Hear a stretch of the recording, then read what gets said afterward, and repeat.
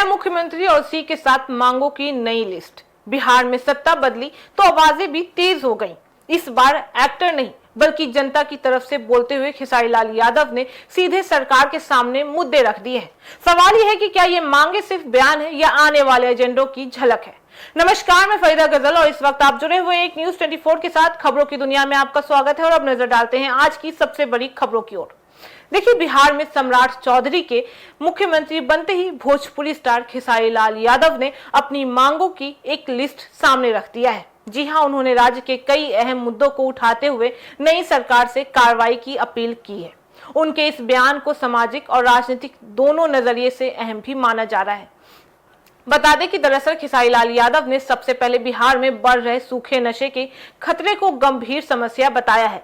उनका कहना है कि युवाओं के बीच इस तरह के नशे को बढ़ाना समाज के लिए खतरे की घंटी है और इसे रोकने के लिए सख्त कदम उठाने की जरूरत भी है। इसके अलावा उन्होंने पलायन के मुद्दों को भी उठाया है। उन्होंने बिहार से बड़ी संख्या में लोग रोजगार के लिए बाहर जाते आते रहते हैं, जो लंबे समय से एक बड़ी समस्या भी बनी हुई है।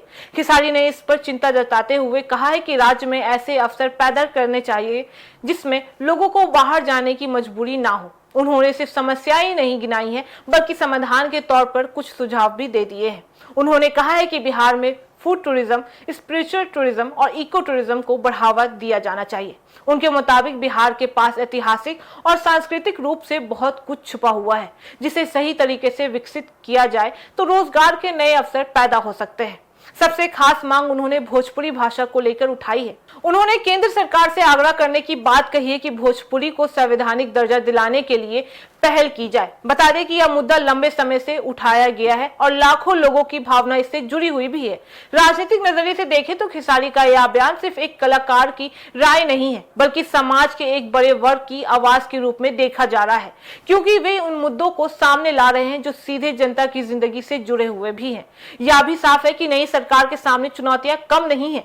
एक तरफ कानून व्यवस्था और रोजगार जैसे मुद्दे हैं तो दूसरी तरफ सामाजिक और सांस्कृतिक पहचान से जुड़े हुए सवाल भी हैं।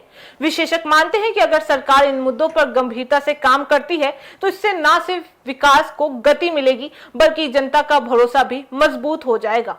कुल मिलाकर देखें तो यह मांग की लिस्ट सिर्फ सुझाव नहीं है बल्कि एक तरह से नई सरकार के सामने रखी गई प्राथमिकताओं का खाका भी है। नई सरकार, नई उम्मीदें और अब नई मांगे भी सामने आ गई है। सवाल यही है कि क्या ये मुद्दे सरकार की प्राथमिकता बनेंगे या फिर सिर्फ बयान बनकर ही रह जाएंगे। जवाब आने वाले समय में जरूर मिलेगा, लेकिन इतना तय है कि बिहार की राजनीति अब सिर्फ नेताओं तक सीमित नहीं रह गई है बल्कि जनता की आवाज भी तेज होती नजर आ रही है। तो फिलहाल इस खबर में बस इतना ही। बाकी इस मामले पे आपकी क्या राय है, आप हमें कमेंट करके जरूर बताएं।